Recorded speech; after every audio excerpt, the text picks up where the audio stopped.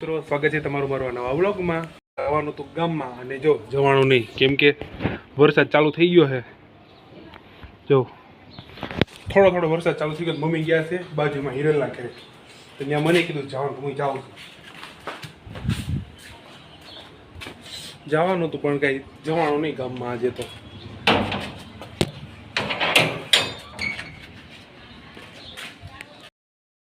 હિરલના ઘરે આવી ગયા. હિરલના ઘરે મમ્મી ગામમાં જવાનું હતું આપણે, તો આવી ગયા હિરલના ઘરે. હિરલ જાય છે અમદાવાદ નહીં, સુરત. અચ્છા થઈ ગઈ લાઈટ. હિરલબેન નું પેકિંગ ચાલુ છે.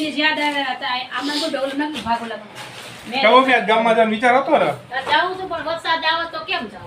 મમ્મી, કે ગામમાં જાવ તું કહો ભાઈ, એટલે વિચાર હતો કે ઘરમાં જ બ્લોગ બનાવી દીધો. અને આવી ગયા હિરલના ઘરે. હિરલ પેકિંગ કરે જવાનું છે સુરત. કઈ હિરલ?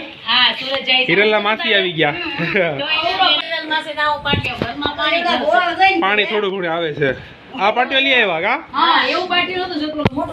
મિત્રો હિરલ થોડો મોટો પાટીઓ એ જાય છે હિરલ સુરત. પંખા ચામન નથી ખબર માસી કઈ હિરલ જાય છે. પાછો વિચાર છે ગામમાં જવાનો, તો હવે અમે લોકો પાછા જાય છે ગામમાં. સામાન તો હું અહીં ઊભો છું. મેં મારે ક્યાંય અંદર નથી આવું, હું ઘડી ક્યાંય બહાર ઊભો છું. ત્યાંથી તમે સામાન લઈ લ્યો. મમ્મી સામે જ સામાન લઈશ. એ વસ્તુ લેવી હોય ઘટતી લઈ લે. પછી અમે જાઉં છું અંદર. સૌથી મમ્મી મમ્મી બંગડી ગમાડે છે. ગમે કે મમ્મી કોઈ બંગડી? મમ્મીને આ ગ્રીન કલરમાં ગમી બહુ બંગડી.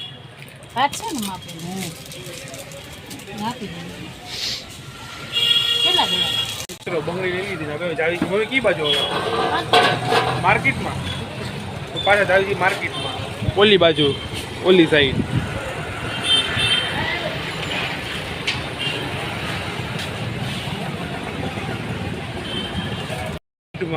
માર્કેટની અંદર મમ્મી લે છે સામાન.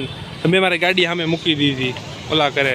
મેં બહુ કરતી મમ્મી કે હાલ અંદર. મેં બહુ કરતી મારે અંદર નથી થવું, તમે જાઓ. તો હું ઘડી ક્યાંય ઉપર મારી મમ્મીની વાટે ઘરે આવવાનું. પાછો થોડો થોડો વરસાદ અંધારો છે. જો થોડોક અમે વહેલા જ ઘરે એવા સારું કર્યું, તો આખા પલ્લી જાય.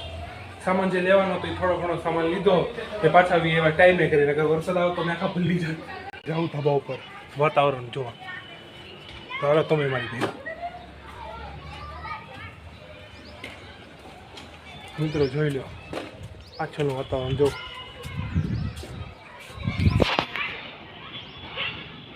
હજી વાદળ છે જ.